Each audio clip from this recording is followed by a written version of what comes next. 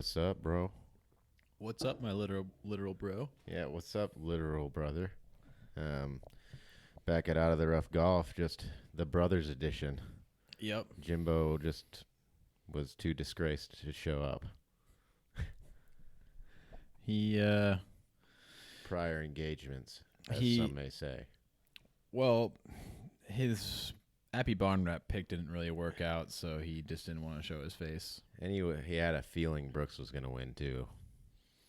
I mean, you had a feeling that he wasn't going to win, and that's about as wrong as you could be while still being right. Yeah, the thing is that I was right, even though I was pulling hard for the guy. Yeah, I today. mean, we definitely were, but I would have loved to see Brooks win. But, yeah, with that being said, obviously this is the post frickin' U.S. Open. We just finished watching the U.S. Open straight off of Gary Woodlands' win. And, man, what a way to end it with that putt on 18. yeah, I mean, that's like all I can really think about right now is that if he just three-putted to a win, I would have been so bummed. Yeah, the fact that he made that long birdie putt and the way he reacted with the crowd and stuff it was made it super. easier to accept. Like, oh, he deserves this. Like, Yeah. he's been playing his ass off. So, yeah, you don't win a tournament on the last day, and so he played his way into a great position, and he was able to hold it up. And -2 for the day is still solid. That's just the way it goes. Like, he put up a number and he was able to defend it, and it's not like he played bad today. He played great today. A lot of people fell off in the field, so there wasn't a whole lot of low numbers out there. No, really, it was Adam Scott, Brooks, and I think Xander. Xander, yeah, Xander those put are a number up. the low rounds of the day, man. But I really thought the beginning of Brooks's round within the first 5 holes, whenever he drained that long birdie, I think on 5, Yeah, he was heating up. like, oh my god, They both kind of went through like little stutter steps in the middle, yeah. but Brooks especially, like, he kept missing some balls right, his approach shots right. yeah, he was getting his tee shots in the right rough too. Yeah. He had that shot where he was in the hazard area too. Or it wasn't a tee shot, it was an approach shot where he ended up in the hazard, and then he hit it into the bunker. What hole was that on? Yeah, that was 8, I think. Yeah. Yeah, he was still playing. He was playing great golf, and I think at a certain point he kind of ran out of gas there a little bit toward the end. Yeah. And it kind of showed, but he still played really, really good golf, and I think this finish is, it's the most impressive finish you can have without winning. I mean, a solo Yeah. second, and I mean, to do it on his third, his attempt at a three-peat, like, you learn to respect a man, and you learn about his character more in defeat than you do in victory. And I mean, I have more respect for Brooks now than I did before. I mean, to go out there and not, wilt to the pressure, like, he still put up a hell of an effort, because he was not in second when he started today. No. Like, he was a good bit back. I think he was barely in the top 10. He shot 3 under today, finished at 10. He was at 7 under starting the day. Yeah, And I like, Woodland was at 11. yeah, and I think, So he was 4 back starting the day. yeah, so he was at the -6. He was at the -7 club, and there was like Roy was at like -6 or something like that. There was just kind of like that Yeah. pack of guys. That And were Ches was at 7. He didn't really do anything to move around. yeah, But it's still impressive showing for Ches, and you called that. yeah, I mean, somehow we can get into our little picks or whatever here in a minute, but somehow I just had a feeling the boy Chess was going to show up. Yeah, I think weirdly enough, even though they're very different conditions, the Pebble Beach Pro-Am versus this Open, you still saw the guys that kind of tend to do well at Pebble Beach do well here too. Yeah, So I think it's the just, course is still the course, and you still have the sight lines. You still have kind of the way that you want to play it. Because like guys like Brant Seneker still did pretty good. Like, and he usually does good at the Pro-Am.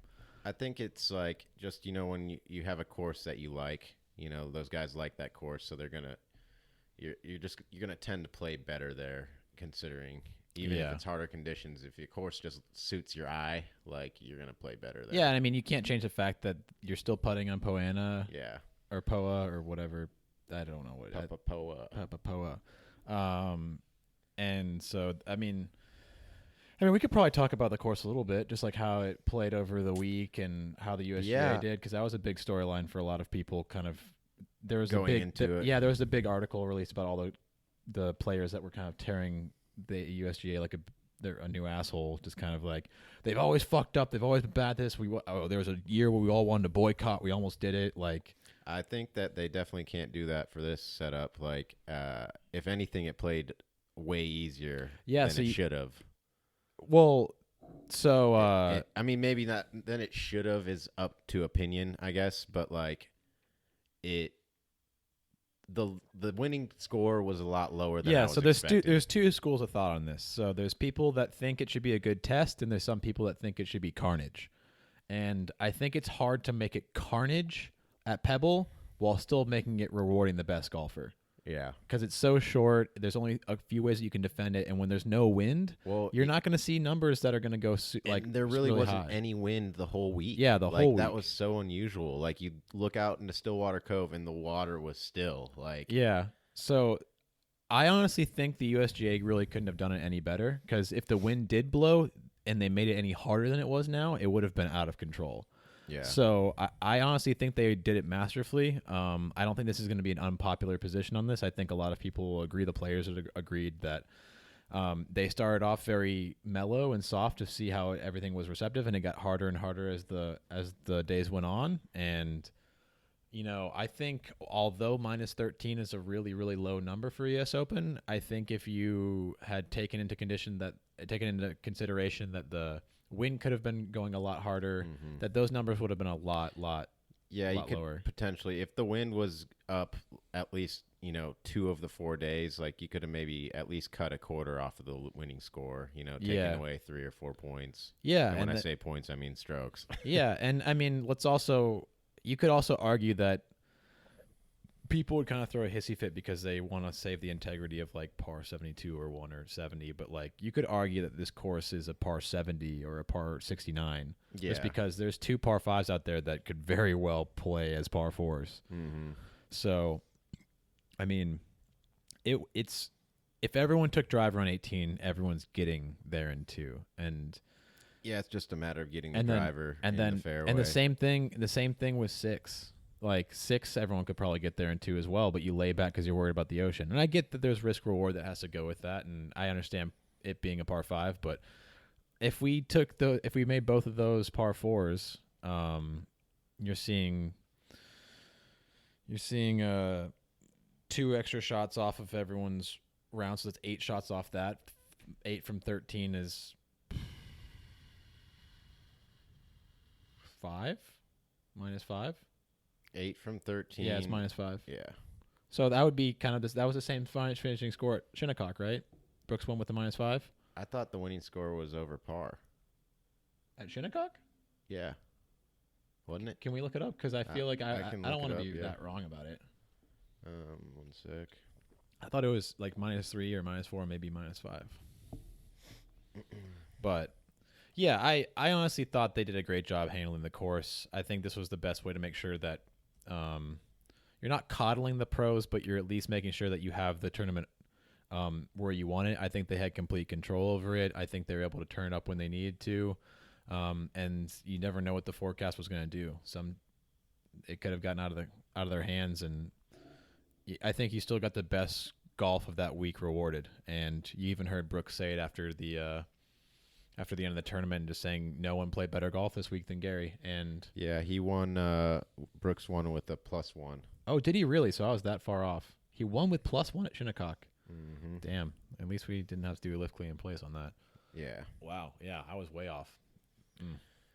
But yeah, and then so that's a pretty dramatic leap down to minus 13. But I mean, the year prior at Erin Hills, Brooks won with minus 16. So yeah. So here's the thing: is like, did you enjoy this week any less because of the score? No, Would you have? I thought it was fine. I don't have any gripes with how the course was set up. Me neither. And I think at the end of the day, it was rewarding the right kind of play. It didn't make it a complete bomber's paradise, and I think you had to play it smart to do well. You had to play the angles. You had to get yourself in the right position in the fairways. And I think Pebble Beach just showcased why it's a world-class golf course, and it's why it's so high on the list for so many. And people like seeing tournaments there so much, especially in conditions like this. It's a phenomenal course with great design, and I had a blast watching it. The only thing I would have changed is I would have liked to see more shaved edges around the greens.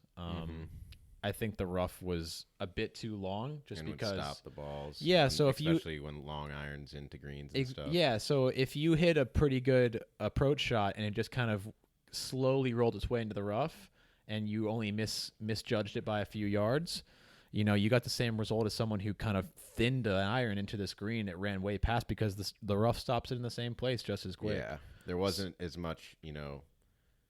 It was a little too forgiving for the long irons. Yeah, and it's not that it was just too forgiving. It just, you rewarded the same two different quality of shots with the same result to an extent. And then the fact of the matter is that every time I turn on the broadcast, I feel like every 10th shot shown around the green was a chip in. Like, that wouldn't have happened at Shinnecock. Just all the shaved areas and the elevated greens and things rolling down, and just the greens are so small that if you end up in the rough around the green, you're going to have a chip within 20 feet. And it's just, I just don't, I feel like if those were shaved areas, you'd have seen a lot higher numbers, and that's not necessarily the carnage that you want to look for. I just think it would have rewarded better shots. Yeah, I agree. That was my only gripe with the course, though. One thing I wanted to bring up is what we talked about it on the pre-U.S. Open podcast, that the fact of it being shorter and stuff, that it would bring in more players like into contention, but we really didn't see that. It was a bunch of pretty long hitters for the most part up at the top of the leaderboard come Sunday. Yeah, to an extent for sure. But Chez was up there, but it had more guys in the mix throughout the week than you would have seen at like Bethpage. Like, yeah, it definitely rewarded. But I mean, at the end of the day, it was Gary Woodland, Brooks Koepka, Xander, John Rahm, Chez, Justin Rose, Adam Scott, Louis. Louis is one that. But then you look at Rory and Brooks. Yeah, but then there's. But those are also just world class players. And then there's Louis, then Stenson, Hadley, Rory, Hovland, Fitzpatrick, Wallace, Danny Willett, Simpson, Molinari. So Danny Willett and Fitzpatrick and Louis and Chez. I know you named off like 15 people there, but 30% being kind of not as long is still pretty good quality. And let's not forget that, like, just because they're long doesn't mean they play bomb and gouge.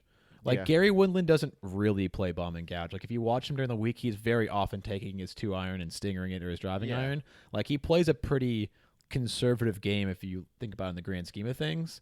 So it kind of made sense that he did well here. Maybe on that course. I think he's more of a bomber on other courses. No, he is. But I was saying, like, whenever he's faced with the decision to go for it or kind of just lay back and stinger it and just kind of put it in play, he's often doing that. Yeah.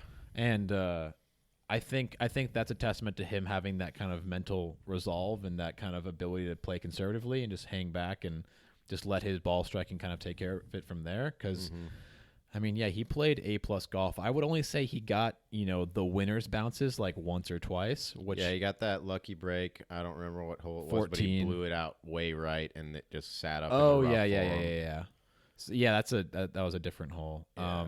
But 14, the 3-wood that hit the front of that hill and got the soft bounce, and then he got a birdie on that hole. That was a pretty lucky bounce, like just to get killed by that upslope of that hill. And then I mean, that bounce you're talking about, and then what I'm talking about where he got that lucky lie in the rough, where it should have probably been really deep. Or any other hole in that course, it would have been OB. Yeah.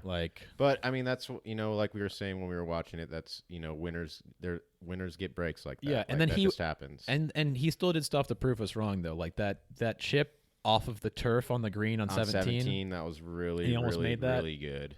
That and then the long putt that he made on 18, like, made me think, like, okay, he earned this. He really fucking earned this. Yeah. There's really nothing to argue with. Yeah, the way he was playing 18 was looking like it was going to be like a lackluster finish. Yeah. Like, he claimed this with more authority than Patrick Reed claimed the Masters with authority, which is kind of the vibe I was getting with Gary at the beginning of this round. It's like he's just going to keep people at arm's distance. He's going to just barely kind of get things worked up. He's going to get lucky breaks, like when Patrick Reed got his ball stuck in the hillside on 13, and then he hit the flag stick on 17 when he would have blown past. Like, he got some really lucky breaks, whereas Gary Woodlands felt like they were lucky breaks, but they weren't to that degree, and he kind of capitalized on it, and then Patrick Reed won by 1. Like, he beat Ricky by 1. Gary Woodland beat Brooks by 3. Yeah. It would have been nice to see Brooks kind of make that birdie on 18 and put some pressure on him to not have to just feel like he had to just 3-putt. Yeah. I think he would have played the hole differently. He probably wouldn't have laid up as much. I think he probably would have tried to surpass the tree or at least get close. Yeah, that It's hard to just say, but Brooks's middle of his round, just he kind of like fell off for a little bit there. He wasn't striking his irons as well as he. But that's also should the have. hardest part of the course. Yeah, absolutely. And he did birdie 9, didn't he? He birdied 9 and then 11, right? I can't remember, but he birdied one of the hardest holes for sure. The one I think Rose or Gary also bogeyed the hole that he birdied. He birdied 11. 11, that's it. Okay, he didn't. He must have got that. I think it was a par save then, a good par save. Yeah. But I mean, I had a great time watching this major. I really very much enjoyed Pebble Beach, and I think we've had 2 good U.S. Opens back to back. Shinnecock was awesome. This one was great. 2 very different styles of golf, but I think this rewarded strategy more so than just grit like a lot of U.S. Opens do. You weren't just being punched in the face by conditions. It really made you think your way around the golf course. Yeah, and they didn't I don't think really any players would complain about the way the course was set up. Yeah, stuff, I mean, you could argue that the first day was a little Too conservative. Easy. Yeah, but you gotta, if they're gonna have full control over the entire week, they had to take into effect that they could have been wrong about the weather. Mm-hmm. And I mean, the sun barely came out this entire week, so. But I'm very much ranking this as probably my favorite conditions as far as courses are concerned this year for majors. Like Augusta played pretty soft and wet, and then Bethpage was Bethpage. Yeah, and then I mean Bethpage was almost like the U.S. Open. Like this Yeah, was kind of like the PGA, and Bethpage was kind of like the U.S. Open. It's almost like in their template format of Yeah. how you expect them to be. But that's also because you brought up last pod that you kind of think of U.S. Opens as these long tests, which isn't always the case. But I get what you're saying though. Yeah. We gotta talk about the low AM though. The boy Hovland, Hovland. he did great. Beating Jack's record as the lowest. But it also scored. comes with the fact that it was playing pretty low. Yeah. And Jack only had one attempt at doing it as an AM, and they all do. But I think Victor kind of got a good lucky break on the year he was going to be doing it. But yeah, and it was also the same course that he won the USAM on. I don't know if that's always the case for this. I don't think it is. I think because they didn't have the USAM last year at Shinnecock, I don't think, or the year before that. So, that's cool for him to kind of get that prep in. The conditions weren't even close to the same, but he's become quite the golfer. He's gonna be very successful in the pros, I would think. Yeah, I think he's gonna do well. We'll just have to see. And I'm not saying he's not. I'm just saying you never know. Yeah. There's been a lot of guys that look like they're gonna be good coming out of college. And but I would cut him from the same cloth as guys at least a Patrick Cantlay. But I don't want to get too ambitious with it. But I would put him up there with a JT. I could see him getting a major in his first 4 years on tour. Yeah, the way he performed this week, he got T12. There's no reason to think he, isn't going to have a shot in some majors in the future. But I don't know. It's another just strong showing for Brooks at a major, though. Let's just recap this year. He got T2 at the Masters. He won the PGA. Wait, Dustin got T2, I thought. T2 means you tie for a second. Oh, yeah, sorry. He got T2 at the Masters.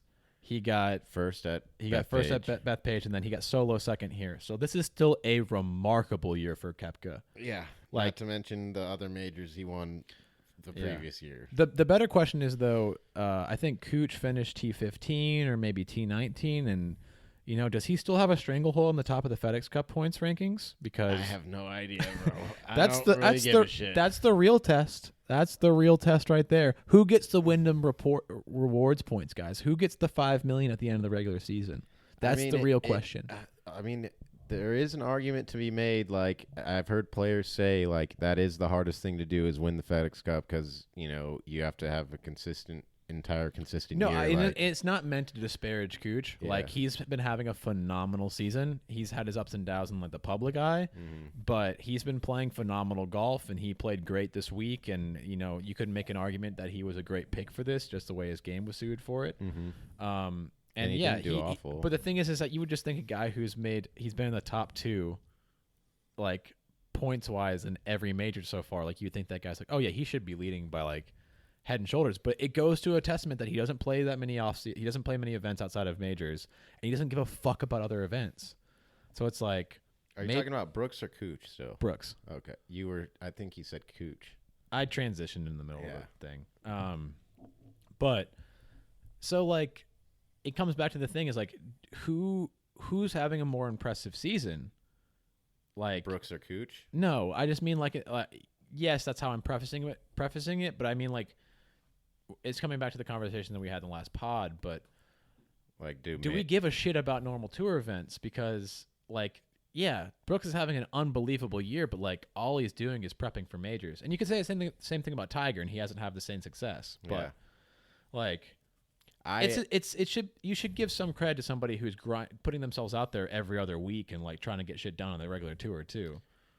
Yeah, there's definitely something to be said about consistency on tour. Like, I absolutely think there's something there. I mean, a guy from like the spokes leader for the Ricky camp, he's got you got to be down with consistency. I absolutely am. But if to answer that question, who's having a more impressive year, I would say Brooks is. I think everybody would, obviously. I mean, if you get a major, you had a better season than everybody else because they're coveted. And then the fact that you were T second and solo second at the other two so far. Yeah. I mean, how do we think him and Port Rush? Have you taken a look at that course yet?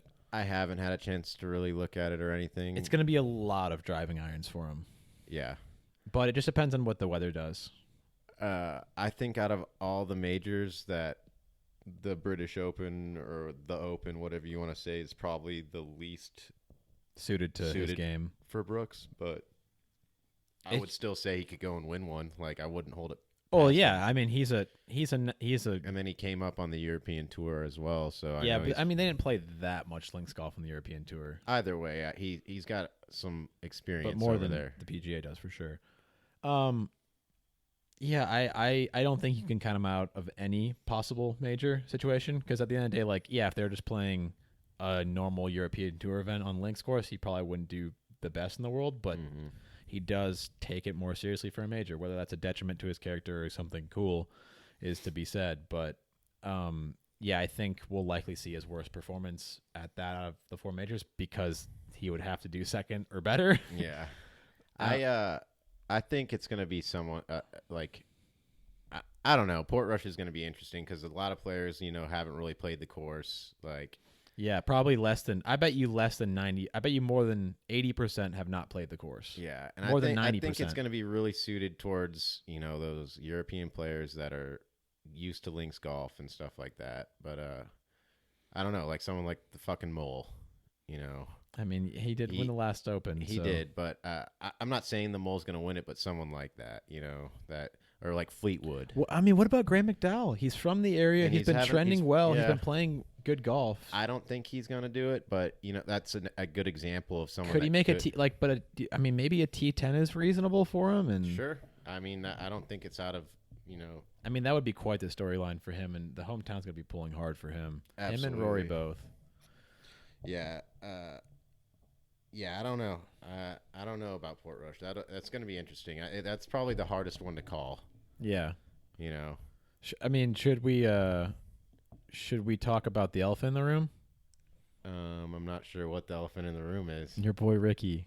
Oh, fuck. Yeah, we can. What do you want to talk about? How he fucking collapsed? Well, we can talk about the positives first. He played his ass off Thursday. He definitely did. He was after Thursday. He was looking like he was going to make a good showing this week. So, like, Justin Rose had the best day Thursday, but Ricky, I think, played the best golf Thursday. He played the most textbook, tactician, hitting the greens the way you need to, getting the right approaches. He was always 2-putting or getting a putt in there. Justin Rose had 22 putts. He was band-aiding it together with his ball striking. Like, he putted his ass off, and he was able to make that work for the first 3 days. but you could start to see Justin Rose kind of fall apart the last day. Like you start to see the breaks not go his way like they were the previous 3 days, and it was only a matter of time. Yeah, But honestly, the only round I really got to watch from Ricky was on Thursday because he played in the afternoons and I was at work on Friday and Saturday night. So I didn't really get to see his bad round, so I can't really say much for it. And I think that might be why he played bad, because I wasn't watching. That must have been it. Yeah. But no, in all reality, I was super bummed. I couldn't believe he shot 6 over on Friday. But it is what it is. I've got one more chance before I have to fork out. What did we bet? $100? Yeah, it was a 2-1. So you'd give me 50 if he doesn't do it, and I'll give you 100 if he. Yeah. Yep. So I need him to win at Portrush. Yeah. So he's got one major left, and honestly, but he has the game to do it. Yeah, he just needs to I think get his game together. I think his first major would be a Masters or a Open, if I had to guess. Yeah.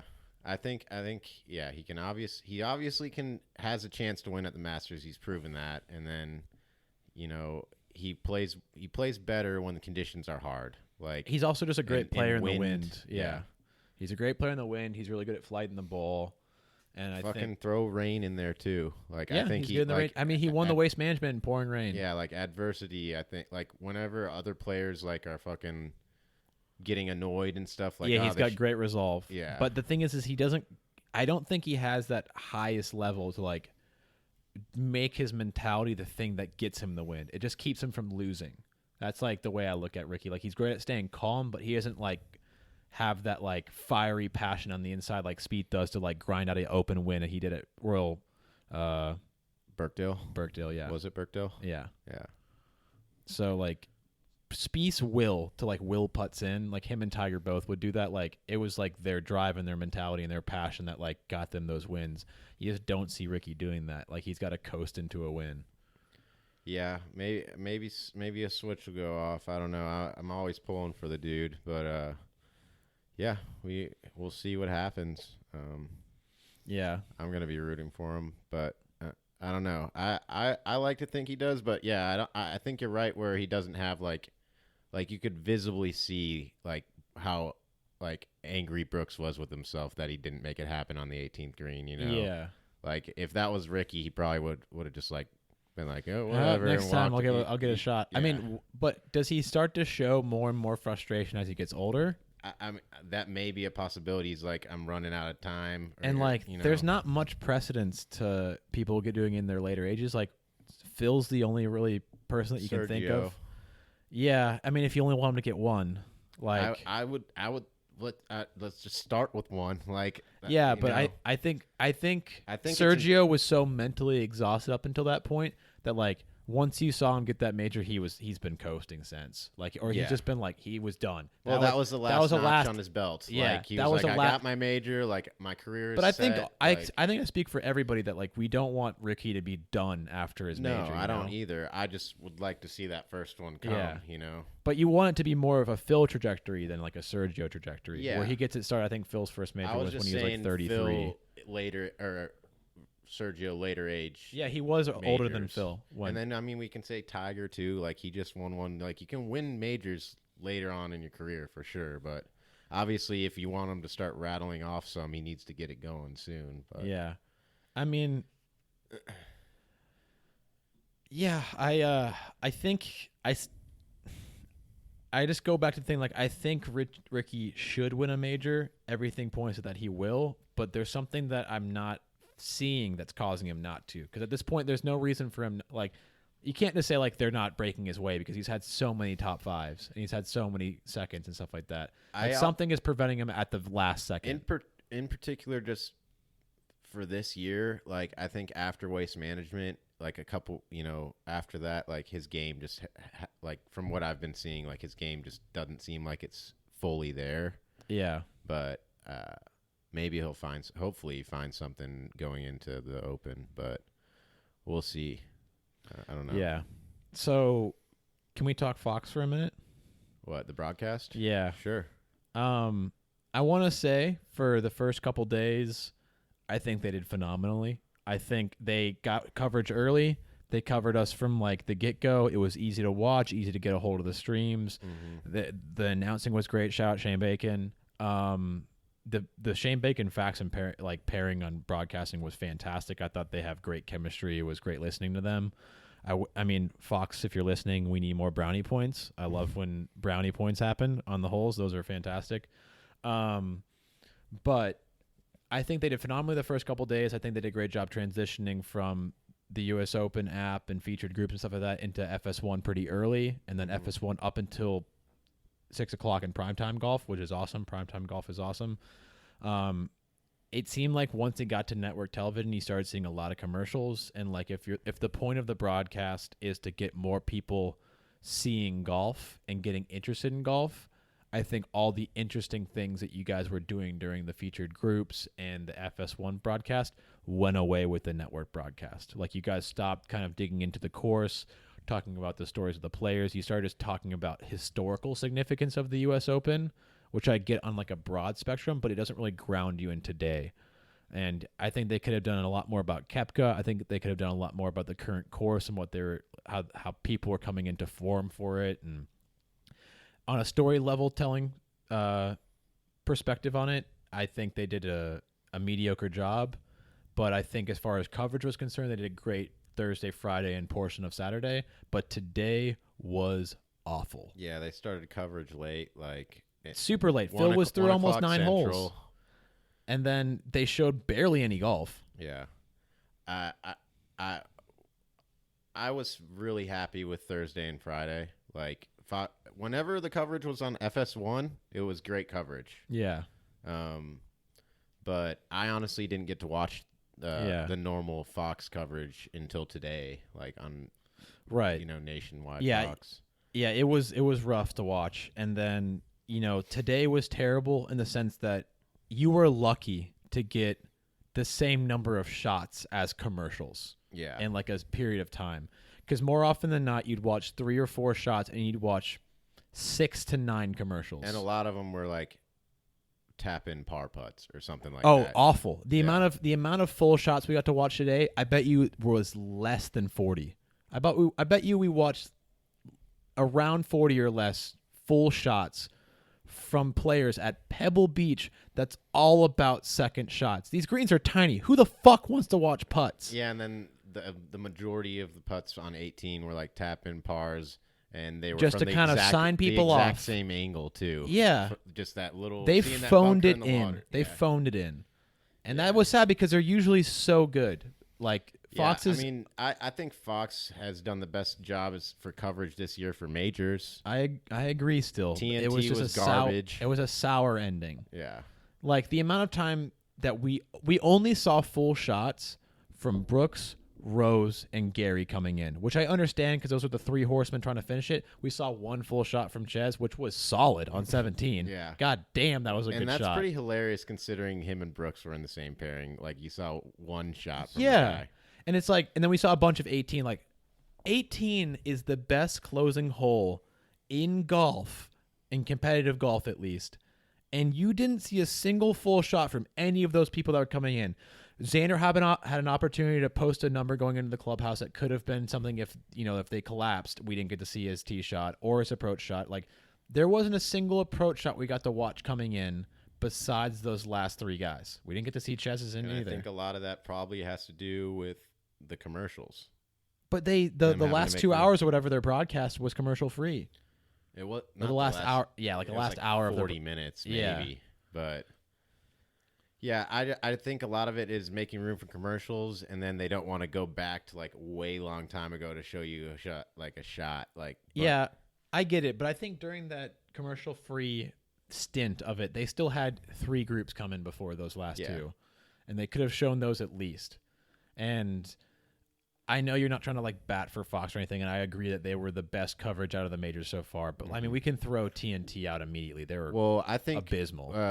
The days that ESPN gets it, they do a good job for the Masters. Yeah. They do pretty good. They get started earlier. Yeah, for sure. But I think ESPN. But the Masters was also easy because they also had their app where you could watch any fucking shot you wanted. Yeah. But Yeah, I mean, I respect Fox, and shout out to their top tracer technology or their Lexus tracer, whatever they want to call it. It was phenomenal. I think it did a way better job than whatever top tracer, whatever that they used. You could actually tell that it was charting the Adjusting in ball. the air. Yeah, you could see that it wasn't just a geometric shape that was computer generated from an algorithm from like launch angle and height and speed and stuff like that. You could actually see it tracing it in the wind and it having an effect from the wind. And then that it wasn't static; it was dynamic. They could like raise the camera as it was going and zoom in, like the Lexus Tracer on number 6, that par 5 was fucking awesome. It like raised above them and zoomed in as it followed it. That was sweet. The drone stuff was awesome. I get that you can only do it at Pebble because of liability reasons. Yeah. But that was cool to see. They definitely went above and beyond trying to get you a closer look at things. They had more hot mics. We've got to talk about the Greller Spieth kind of exchange. I didn't see that whenever you said Jordan was being a dick. I mean, it could have just been kind of like one of those like unlucky moments to kind of catch it. I mean, Spieth has a history of kind of chirping Greller a lot, and just coming from a guy who for a long time, and I love Spieth, I love Greller, I love that duo, but Spieth has a history of kind of chirping Greller a lot about stuff, and at least in the past, he's had a lot of like, we couldn't do this, we couldn't do that, we achieved this. It's a great team effort. It was kind of like a snide, like, I hit 2 perfect shots, Greller. The first one got me in the water. The second one went over the green. It's like, I get it. It's only as much responsibility and authority that you give to your caddy that he must take on a certain amount of liability and accountability for it. But it wasn't a good look. Yeah. But that's bound to happen if it's always a kind of a vocal exchange with him. But, it's... How about G-Mac on Thursday, whenever he hit that thin wedge, he's like, I hit it skinny and shitty. Oh, I love that. Yeah. I think I brought that up in the group chat too. I was like, he has some great one-liners though. Just like that kind of Northern Irish kind of attitude is awesome. And speaking of other Northern Irishmen, I mean, you even picked him, Rory. He played solid golf. This is the best U.S. Open finish he's had in a while, which is a good sign. And he hasn't exactly I think he may have just narrowly missed the top 10, or maybe he got a T9. I would have to look it up, but he got a T10 at the Masters, I think. And no, I think we were talking about that. He didn't get a T10. I think he finished down further. I think it was 16. Because we talked about that last podcast, and I looked it up afterwards. I think it was something like 16 or something. Okay. But so he didn't finish awfully. Yeah. There's a chance that he may have finished a little bit better than I had thought at the PGA as well. I don't know. I know he barely made the cut at the PGA, but he may have bounced back and rallied. I'd like to see what I think you're right about that. Did he? I would want to see that too. I don't have any ability to look it up, but I think he may have. I'm pretty sure he had a top 10 this year that wasn't this one. So whether it was the PGA or the Masters, I could have misremembered for the last podcast. But, I think he's still been playing the best golf consistently this year. I think even if you take into account Kuchar and Brooks and how they've both been playing well, long form or just in majors, I think Rory has really stepped up and continued to play phenomenal golf throughout the entirety of the year. He's had a couple weeks where he's on and off, but he has two wins this season. One almost major with the Players and the Canadian Open, which is also a pretty sweet event. And he's had tons of top 5s and some strong finishes. He's playing great golf. It's just we have such high expectations for him that it's easy to kind of be like, oh, he should have won that, or he should have done this. And I think a lot of it, people just expect him to win the Masters, and when he doesn't do that, people are like, man, Rory's really sucking. But that's so weird because we put so much more pressure on him to win the Masters than we do for Phil to win the U.S. Open or Spieth to win the PGA. I think he's held to a higher standard than I think anybody else out there. Him and Tiger. Potentially. I just think that people do that. He doesn't win the Masters, so man, Rory's sucking. He he's not having a good year. He isn't playing as good as he should, but he has 2 wins this year. Like, he's probably playing the best statistical golf than anyone. I think he still has the highest strokes gained against the field even after this week because he had it before this week. And that didn't change by much. He still was beating 90%, 95% of the field this week. Yeah, I mean, I'm excited. So this is kind of, I'm gonna go to our people we picked, and I'm not sure how to break down who had the best picks right now. But so Jimmy picked Brooks, Adam Scott, and Barnrat. So Brooks obviously got second. Adam Scott got 7th, and Barnrat missed the cut. So he was good with Brooks and Adam Scott. Those were both top 10 Do you know finishes. what Barnrat's score was when he missed the cut? I can look. And like how far down he was? Like he finished +7, so he missed the cut by a lot, 5 strokes. Yeah, a lot. Yeah, and then but all of our guys made the cut. You obviously had Brooks as well, who finished second. Then you had Keimer, who was 35, and then you had Duffner, who was also 35. Damn, Duff kind of came in shaky then, huh? Yeah. Damn. And then I had Rory, who finished 9th. Then I had Kisner, who was 49th, who, besides Barnrat, was the worst. But then I had Ches, who got 3rd. Sorry, say you had... I had Rory in 9th, Kisner in 49th, and Ches in 3rd.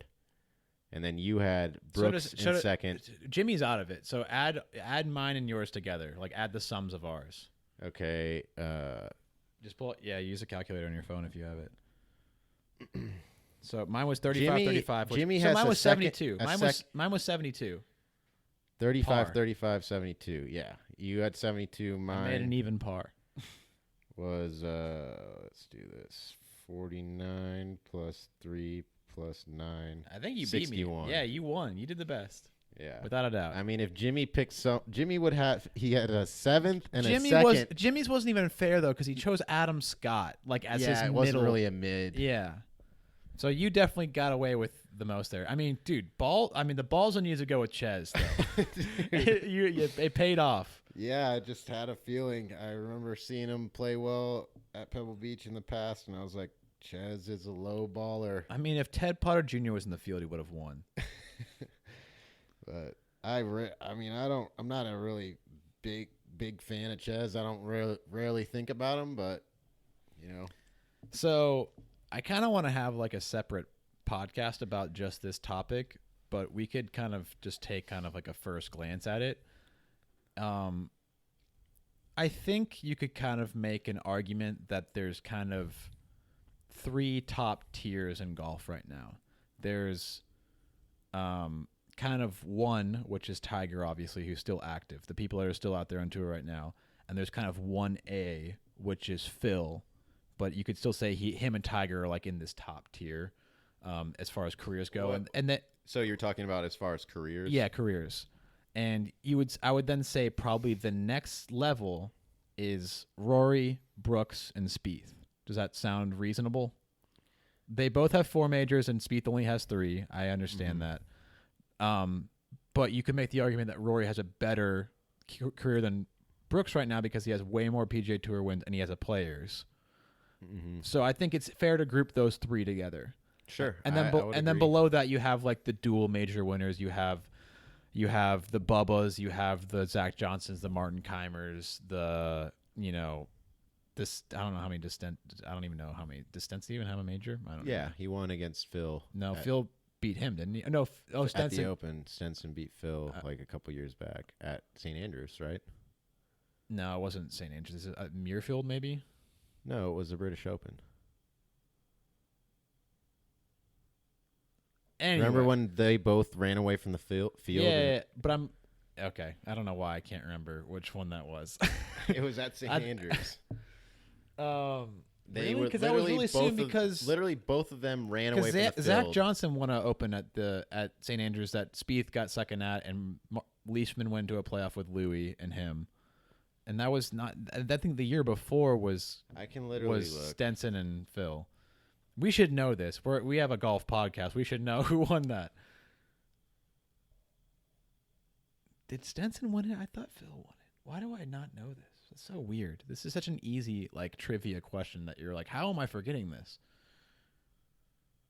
That fucking blows my mind.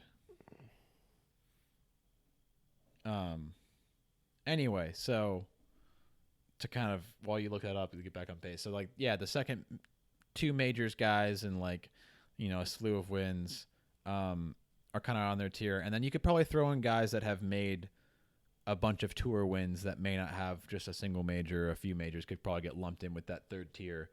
But arguably right now in that second tier, I think it's pretty firmly Spieth, Rory, and Brooks. And right now, who would you put your money on the long term that you think is going to continue to have like the most promising career? Because right now, like between Rory, Brooks, and Jordan. Yeah, like right now, like who is equipped to kind of have the best career going forward if you'd like put your money down on one of those guys? Because right now, Spieth is clearly very lost in the woods. Like he has glimpses of, you know, promise and he could pull something off, but he has a lot to still. So was that Royal Troon? It was Stenson and Mickelson. Stenson won with -20, and Phil was -17. The next closest person was JB Holmes at -6. Yeah, I mean, my bad for not knowing that. I feel fucking terrible for not knowing that. I can't believe I just missed around. I'm like, come on, Phil, you got this, boy. And then yeah, they were in a duel just by themselves. It was pretty much match play. Yeah. Yeah, but kind of looking at that right now, I was completely off about the St. Andrews thing. Yeah, but for some reason I remembered. I don't know why I thought Andrews. But those are, I want to have like a full kind of conversation about those three guys, but they all share very similar kind of career achievements, but they all do it in very different ways. So like all of their games are pretty different. You were asking who you think is going to have a better career and by the end of it, or what were you asking? Yeah, I was asking like who do we think at the end of the day, let's say 10 years, 15 years down the line, who's going to be the guy they're like, man, they really have set themselves apart. They've really they've joined Tiger and Phil in that next tier. I mean, I think over the years it's changed between each of them. Right. Like originally it was like Rory is, and then it was going to Spieth, and now it's kind of like Brooks. So I don't know. So, it's really like who's going to be able to the longevity. But this is a perfect indicator is that like Brooks is very similarly going through what Spieth went through. I get that he's achieved technically more in majors than Spieth, but Spieth in 2015 won the Masters, won the U.S. Open, got second at the Open, and got second at the PGA. Very similar to Brooks, you know, winning the U.S. Open, kind of not achieving as much in the Open in the British Open, and then winning the PGA, getting second at the Masters, winning the PGA. Yeah, but Brooks has kind of spanned over 3 years now. Yeah, but 2017 he didn't really do much at the majors besides the U.S. Open. But he still won that, and then he won 2 majors. He won 2 majors, and then won the PGA. Year. Yeah. So it's if we just kind of take those 3 in succession, it's very similar to what Spieth did. And Rory is almost even closer of a comparison to Brooks because Rory has 4 and also had 2 in succession in the same year. So they all have done that. Neither of them have done back-to-back like Brooks. Right. I mean, you can find idiosyncrasies. I mean, Spieth had a better scoring to par than Brooks in that year. I still think the back-to-back, there's something to be said about winning them back-to-back. Would have, I mean... Because you rarely, even in regular tournaments, do you see the defending champ I agree. Tournaments. Like, no one else has held back-to-back titles for the U.S. Open PGA in the history of golf. Like, that's a unique achievement. So just in the stretch of majors, I think what Brooks has achieved is better than what they've achieved in majors. But I can also say that Spieth has 4 more years to catch up to. Like, he has 4 more years to play with before he gets to their ages. Mm-hmm. So he has the luxury of time in that aspect. And then let's also now reflect on PGA Tour wins or just tour wins in general. Like, well, Rory has both of them beat in that. Yeah, but not by much. Spieth has 11.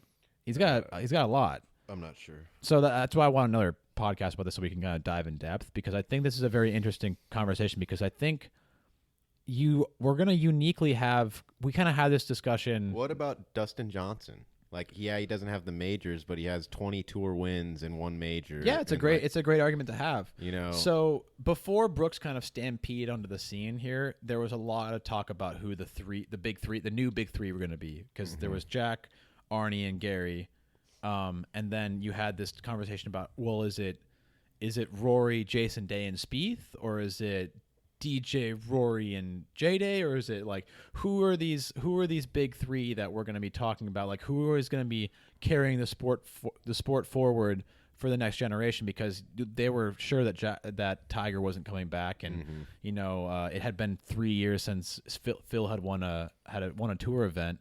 So they're like, who is going to carry the torch going forward? And I think we could probably have that conversation again for the big stage. Because, DJ's is getting older. I don't know he's going to have that many more attempts at... I mean, DJ's like 31, right? No, he's older than that. He's probably 34. Let's look that up, too. Because he's been on the tour for a long time. 20 years. Yeah. He's gotten No, it's like... I think it's like 16 or... Maybe like 17 no, years. like 10 years or 11 years. I know he's gotten a win on tour. Yeah, he's had, I think, 13 years of successive wins a year. But I think he's mid-30s.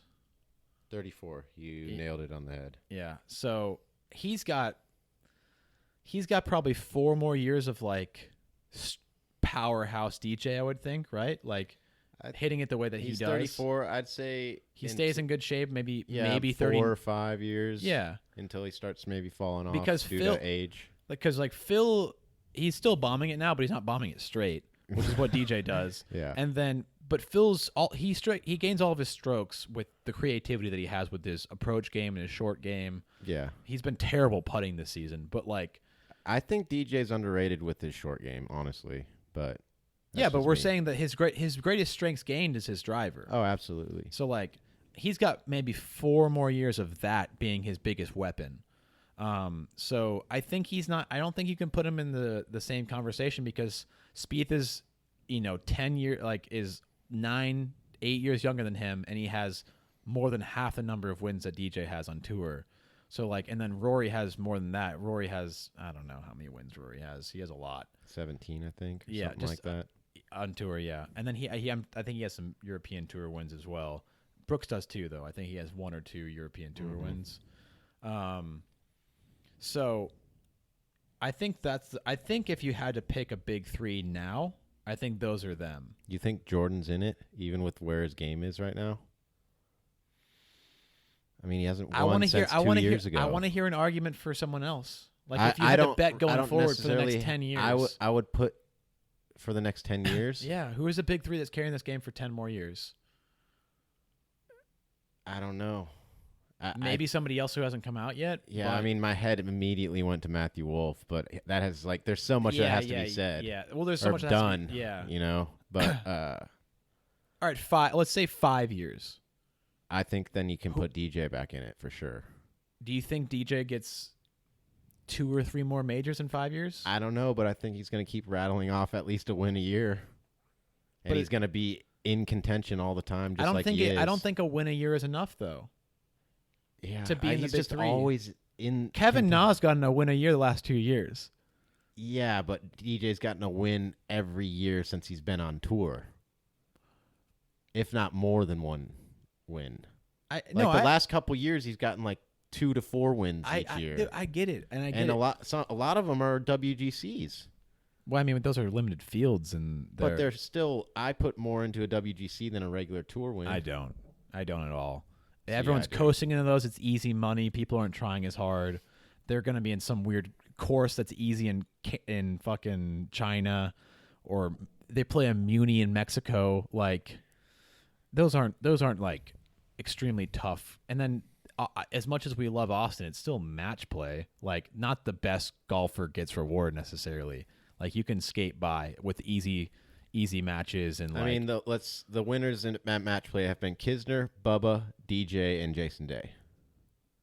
Yeah, I mean, Jason Day and DJ are both pretty big hitters. They were the best golfers at the time that won those. They were definitely the best golfers at the time that won those. I would make a strong argument that Bubba was not the best golfer when he won it, and neither was Kisner. Yeah, it's more of a crapshoot. Kisner. I think Kisner's a great match play golfer. I agree. I think Bubba just felt hot coming off of the win. Like I think that he got ACC is early- also a course that he does do pretty good at. Like, Speaking about Bubba, yeah. yeah, I just think that year Bubba won. He came off that win at Riviera, Yeah. and I think he was just feeling good after that win, so that helped him out a lot. But I don't know. Just I would put DJ in that if it's the next 5 years. I don't know about Jordan. I really don't. I want to say Jordan, but it is yeah. I want to say Jordan. I think he has it. I think he has the ability to come out of whatever he's dealing with. I grant it's been taking longer than expected. Mm-hmm. But I think you have to appreciate that you've seen these flares of his putting coming back. That's What kept him in about? things. I know he hasn't really doesn't have the accolades or the achievements on tour necessarily, and I know you're a huge fan of him, but Schauffele, he's shown up in majors and like plays really well. I'm not saying he's in the conversation right now, but like a year out from now, I think of him the same way I do Justin Thomas right now. Yeah. JT has a major win. He's got more wins than Schauffele does, like regular tour event wins. Mm-hmm. But I think they both have the same kind of like ability to they have the same potential. I think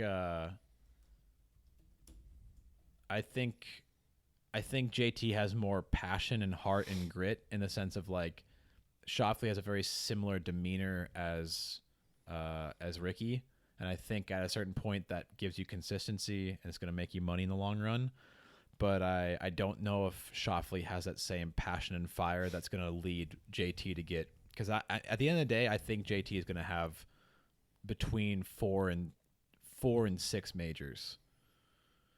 Yeah, I don't know. I don't know about JT. I honestly think that I like Xander more than JT, so maybe I'm biased in that regard, but I think that Xander will have a better career than JT. I mean, last year you were saying that JT was going to have more majors than Spieth when we had Fantasy League.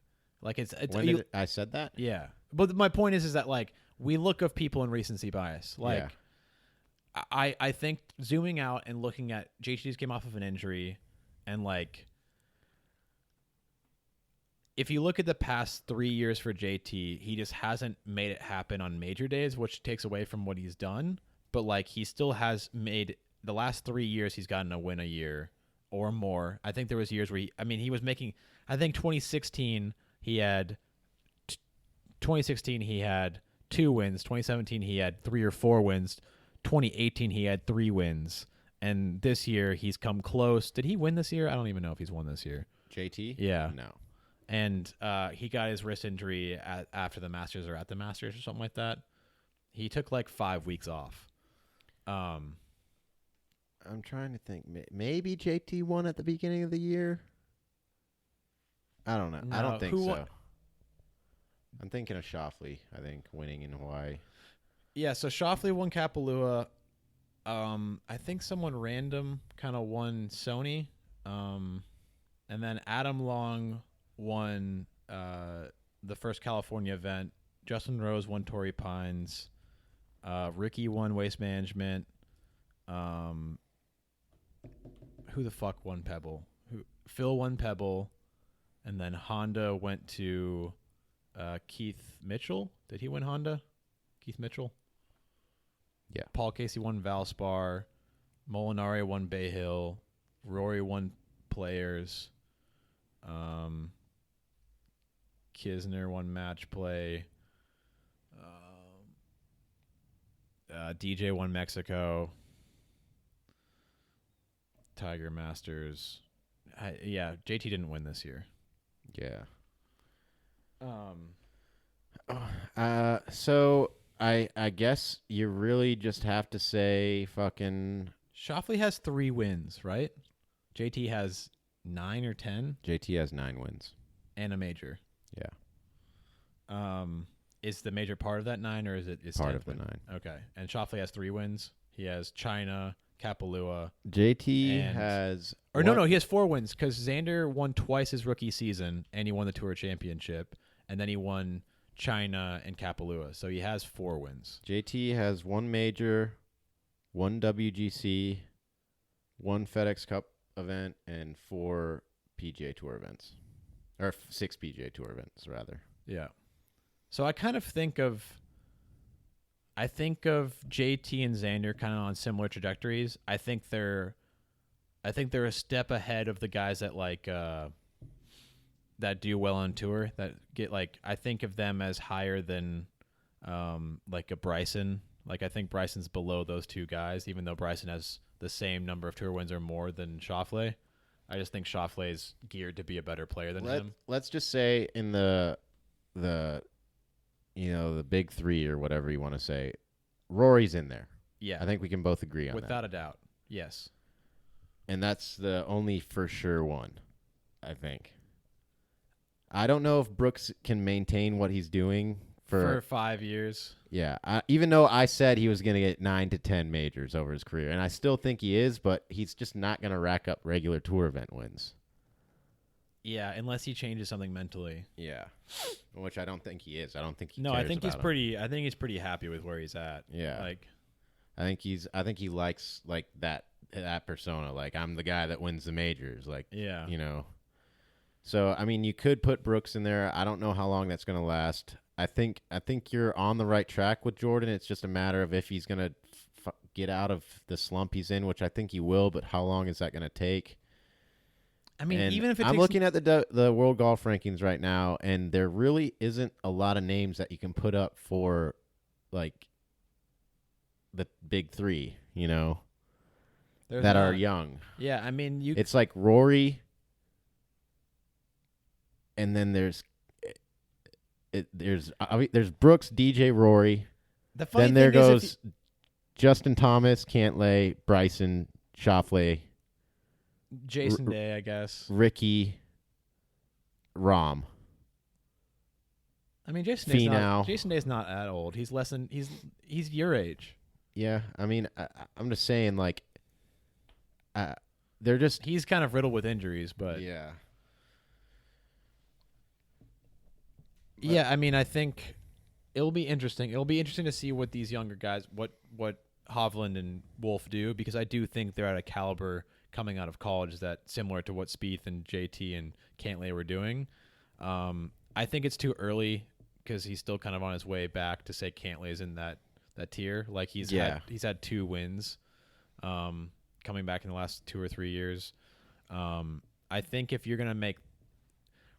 there's a clear dividing line for the big 3 being Brooks, Rory, and Spieth right now, then I think the people that are kind of hanging out right below them looking for entrance into that category are, JT, Ricky, Bryson. I think at this very moment in time, it's Brooks, Dustin, and Rory. Yeah, I mean, Brooks has had 2 back-to-backs, T seconds and solo seconds at majors. He just hasn't made it happen on Sunday. And I understand that, it's hard to make an argument that Brooks isn't one of the top 3 best players in the world because he is second in the world. He's number 1 in the world right now. No, Brooks is number 1 in the world. You said Brooks. Oh, I'm sorry. I meant DJ. Sorry. Oh, yeah. So I understand the argument for him being in the big 3. I just don't see him being a factor for consistently for the next 5 years in the same way that he is now. I can already see his game not doing what it's been doing the last few years. He has 1 win in Mexico, and he kind of fell apart at Harbor Town. Those were his best contention points besides PGA, which honestly he was only in contention because Brooks was falling apart. And the Masters as well. But he was also T2 with 3 other guys: Schauffele, Brooks, and 1 other guy. Yeah, that's still in contention though. I get it. At 2 majors. I get it. He's just I don't know. I just don't know who you would replace him with. You would replace him with Spieth, who has had ever since the British Open. I put my stock in Spieth for the next 5 years before DJ. That's what I'm trying to say. Yeah, but you can't throw him in the big 3 right now. Is what I'm saying. I mean, you can if you want to. I'm saying for the next 5 years going forward, though. I think it's really hard to even come up with It's the names hardest. for It that. is. It's one of the harder times to do it, and it was obviously different than we were saying in 2016. I think it's going to be a revolving door until we get like. I honestly think that John Rahm should be considered in that because Why? he's young, he's got the game to do it. I think he gets held back by his mental. But we're talking about careers here. I understand. Rahm has what 3 PG? He has like 4 PJ Tour wins. I think that he may, just like Brooks came out of nowhere and started rattling off majors. I think he could be similar to that. I think that he has. I don't think he has the temperament that Brooks does, though. I think that can change. I think Really, everyone thinks. And he's a hothead. I know he is. I understand that. But There's a difference between passion and being like just. Like I agree that like Rahm, the craziest thing is that I think Rahm may be my favorite person with the media. Like I think he's extremely articulate. I love what he is for the game off the course. I even love what he is for the game on the course. I love the fire and passion that he has. I think he just has a level to it that's a little bit of a detriment. But I think it does more good than harm. It just doesn't. What is do he all like? good. 24 or 25? Yeah, he's young. He's like Yeah. I think he's younger than Spieth. Yeah, he absolutely is. Because Spieth was on tour, like playing whenever he was. I remember when he was an amateur and played in some events. Rahm and Jordan was on tour. So I mean, yeah, you can make a case for Rahm. No, he doesn't have the accolades. He hasn't right won now. since the last Desert Classic, right?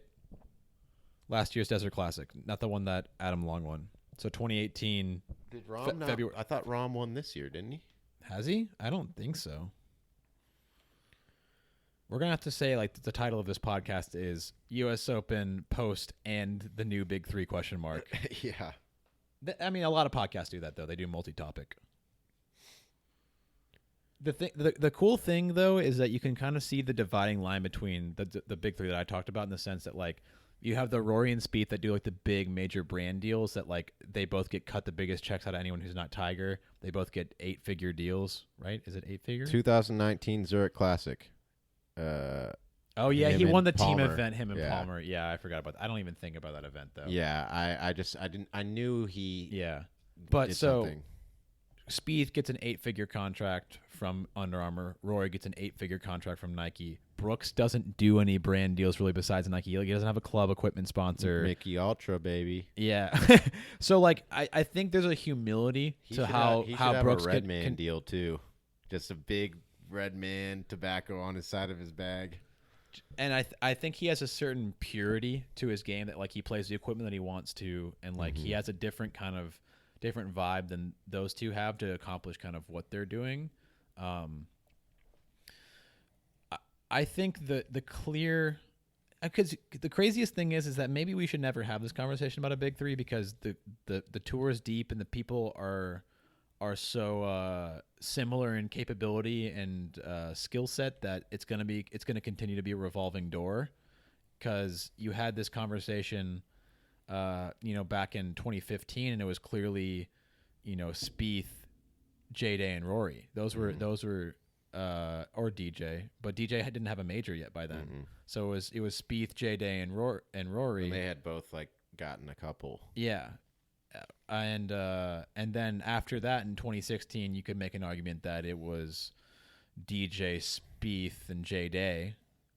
But then Rory got a PGA win at the end of that season and got the FedEx Cup. And then you're like, oh, Rory's back into it. And maybe you kick out DJ. And then 2017, you have Spieth winning at the Open. You have Brooks winning at the Sergio US winning Open.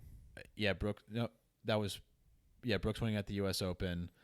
And then you would say, yeah, it's probably DJ, Spieth, and maybe Roy still. I don't really know. I just think I think what you said where the field's too deep is, or that you're just not getting 3 people that are consistently clearly the best, are clearly going to continue to achieve greatness.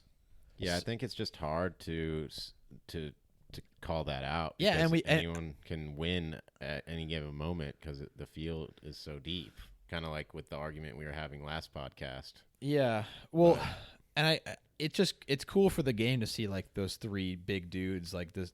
Just a template of Jack, Arnie, and Gary. Just that those guys completely pioneered the game to new heights, and you're like, who's going to carry the torch going forward? Because Phil and Tiger can't continue to pull these ratings ups, and so who are these guys we're going to root for to achieve greatness? And I think right now, like the stock you got to put in. I mean, so how many years do you think Tiger has left in him? Because he's going to obviously be the needle mover until he's gone. I think the over under is 3.5, so maybe 3, 4. He's maybe 42 right now. 43, I think. 43, so into his mid 40s. So I think late. I think his last year. I think his last year where you can feel like he has a chance, where he doesn't pull like a weird Jack 1986 thing, like where he like every week, every major, like he could pull it off. Like I think he can keep doing that until he's 48 maybe, and then he might have like an amazing moment at the Masters in his maybe when he's 50, 51 he might pull something crazy off at the Masters, but it's all health. It's all dependent on how his body holds up. Because I mean, Phil hasn't been plagued with injuries like Tiger has. Yeah, I feel like Phil's going to be on the PGA Tour till he's like 55. Like, he may not be doing anything, but he's going to be out there playing, you know? Yeah, and he'll continue to get ratings because personality sells. Yeah. And, like, he'll keep being the witty guy he is for a long time. But, yeah, taking those two guys out, I don't know. You kind of have to rely on it, you know.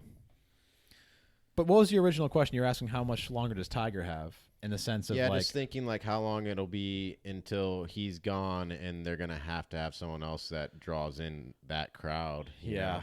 I mean, the like crazy thing is the closer the non like avid golf, and they're gonna need it too. They're gonna need names to sell because the moment that Tiger's gone, they need someone to be able to keep the public interest. Because the closer that Tiger gets to Jack's record, the more difficult it's going to be to continue to carry that momentum forward. Because what's the point after it? If Spieth only has 3 majors still, and Brooks only has 4 majors still, and Rory still hasn't gotten his 5th major, and none of them have gotten their Grand Slams yet. Like, who gives a fuck in the grand scheme of things? Like, yeah. So it's like, what are the big guys that are going to pick up the torch? Because honestly, I think DJ's out of time. Like, unless he pulls something miraculous off over the next 3 years, like, in the grand scheme of things, he doesn't even get close to the big dudes. Like, you need to continue to garner a lot of public attention and rating spikes and stuff like that. You either have to have an infectious personality, which DJ does not have, or you need to have an outstanding career on a major and a PGA Tour level. And the only guys that I think are capable of that to an nth degree is Rory, Brooks, and Spieth. Until I see JT come out healthy and strong, and maybe Schauffele doing something crazy, I don't think it's in his cards to do it. Yeah, I don't think there's anyone with the just straight up personality to do that, like to shine through and bring in the ratings. But I mean, Tiger's personality isn't what brought people into his sheer dominance. Well, earlier on, he was kind of that young kid that was like cursing on the course and like. He had a certain cockiness and arrogance, and he was and I think his celebrations are what made people so fired up and get stoked on golf, because this athlete was like completely changing the game. But I think that's what Spieth has, is he has an infectious personality of like grinding it out and having this passion. Like, it's like every single major that he has like that Kodak moment. Yeah, like the like Greller go get my ball thing. Yeah, go get that. Like, and then I think Spieth has the closer Tiger factor out of those 3 guys. I would agree with that. I think he's easier. I mean, they were pushing him while Tiger was hurt, that was who he they was were the new pushing. He was supposed to be the new Tiger. And I think Brooks has every opportunity in the world to do that, but I just don't think he's interested in doing that, or he doesn't even think in that way. Like, I don't think he wants to be this, like, it's a weird double-edged sword. Like, he wants to not have, like, he doesn't want to show a bunch of personality or emotion, or like he wants to be kind of mute out there, and yet he wants all this public attention and like kind of spotlight on him, while at the same time thinking he's too good for it. It's kind of those things that's like, do you want to be marketable, or do you want to be this ice vein killer? Like, yeah, because they don't really come one and the same. Like, I don't see that working out for him in like a marketing standpoint. I think Rory's extremely marketable. I think he has a great head for golf. He's very intelligent. He handles the media well. He's very thoughtful. But I apart from like the Ryder Cup and like a couple instances, like I don't remember a single thing from his players win emotionally, like any of his reactions or like he just kind of like made it happen. But yeah, the most emotion I've seen out of Rory is at the Ryder Cup whenever him and Patrick Reed were having that match. And that's a different animal. I understand that. And I remember his Bay Hill reaction. I remember like him winning that was a big deal, but it had been a while since he had won. Mm-hmm. It had been, I think, the PGA. Yeah, the match with Patrick Reed when Rory was shushing the crowd and that was by far his most marketable moment. Yeah. So he has, little hints of that here and there, but I think Spieth is the easiest to market. I think he just has that personality. I think just the way he's gone about winning his majors and how close he's been. Like Spieth should have 3 green jackets. Like he should have 5 majors. So it's one of those things like he's had a bunch of close calls. Brooks has had a bunch of close calls. I think there's just like 2 different Rorys. I think there's Rory that we see the majority of the time when he's on tour and playing. Like we saw normal Rory at the Players and normal Rory at the Canadian Open.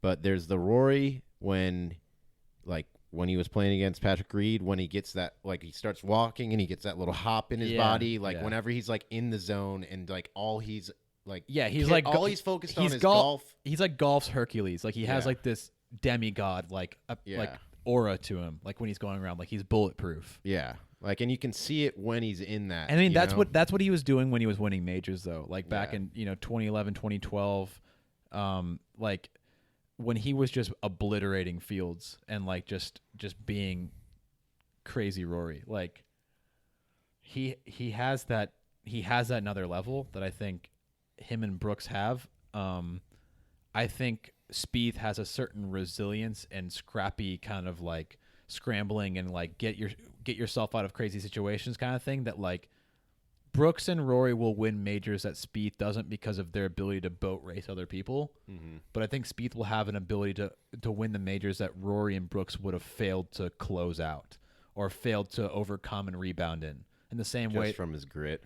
In just his creativity and his ability to kind of look at the game in different ways. Like, how many people would have taken the drop that Spieth took on the range at Birkdale? Like, how many people would have thought of that going back, hundreds of yards or like 100 yards? Yeah. And like, he just has a creative mind to it. And I think, and then all of them share that ability to kind of be ice cold, and like Brooks's approach on that long par 3 at Bell Reef to beat Tiger, and Spieth's like we almost aced that par 3 at Birkdale with Kuchar on the line. So it's I think they kind of share that kind of ice cold ability to kind of close things out, but they all have different ways of how they kind of routinely achieve their majors. Yeah. So I don't know what our numbers are at, like as far as how far long we've been talking for, but I mean we're like an hour and 20 in, so we can wrap it up. Yeah, it's kind of a dual podcast here with 2 different topics, but I mean, do we have any closing remarks we want to say about just props to Gary Woodland. He's a bit on the older side, so it's cool. Like you don't know how many more years he has left in him, and I think it's great to see him get his win out. I think he's 35 right now. I'm sure he could continue to be successful, but it's good to see him pull it out. He seems to be a popular guy. Yeah, in the belt. I think it's an accolade that I don't know what his previous accomplishments are. I know he won Waste Management, and I think he maybe has one more win besides that, but he's one of those consistent guys that's always in the mix that you could think could pull it out in one week. And, it doesn't surprise me that he has a major now, and he seems to be a popular guy amongst the other tour pros, and he seems like a perfectly good dude. So there's guys that I would have... he's got 4 PGA Tour wins. Cool. Yeah, so... and it's already including the U.S. Open. Damn, that's quick. So I think there's a fair number of people that I prefer him winning over than them. So there's less deserving winners out there. So I think it's good that he won it, and it wasn't the three-peat, but I think at the end of the day, you can't expect Brooks, Rory, Spieth, these giants in golf to always rattle off these major wins. So Yeah, I mean, I was, just really pulling for that three-peat. Just it would have been cool for historic it's been reasons over and stuff. 110 years since this had happened, and it just continues to solidify that he's going And to. just the fact that he had the shot to do it in this era, like, I'm Yeah. sure it was a much different field back then Yeah. than it is now. I mean, this can. I know we're trying to kind of wrap it up, and we don't want to get too caught up back on this big three conversation, but Rory doesn't have the same runner-up finishes that Spieth and Brooks do, in the sense of like Brooks now has 3 runner-ups or 2 runner-ups, Yeah. and Spieth has 2 as well. Like, and to be honest, that loss to Bubba should have like been a runner-up as well. Like, maybe it even was. I'm not even sure. It was a while back now. So it's a lot of things to take into consideration. Tour wins as well. I think it's a thing that we should maybe revisit here on occasion, because it's such an interesting conversation in the scope of golf, and it's always changing. But it'd be great to start seeing 3 dudes kind of run out in front of the pack and be the marketable assets going forward, because we can't continue to live off of the achievements of previous greats. So I'm excited for the health of golf. I think Gary Woodland's a great sign that golf is doing good, and there's tons of great talent. He earned the fuck out of this major, and he played great golf, and Pebble was a great test. Yeah, congrats to Gary. I'm happy with him winning it. He did it in great fashion, sinking that long birdie putt on 18, so that was cool. And he played his ass off all week. And besides Brooks or Ricky, like I'm not unhappy with him winning it. Like you said, like there would have been people I would have been more upset with. Not that I'm upset with it. Yeah. But. So what do we have looking forward to in the schedule after this? Obviously, fucking the Open, which is a month away. Yeah, I mean, this schedule does make it feel like who gives a shit about tour events in between. Yeah, I don't even know what the schedule is, but we'll figure it out, and we may have a podcast in the next couple weeks or so. But we'll get back. I mean, to you. if we have a pod for the Open, we might have the preview here and the post tournament across the pond. Yeah, we'll have to figure that out. Me and Andrew are going to be over there for Port Rush. Royal Port Rush. So that'll be cool. But yeah, we'll let y'all know. Thanks for watching. Hit that subscribe button, and we will fucking talk to you later. Peace.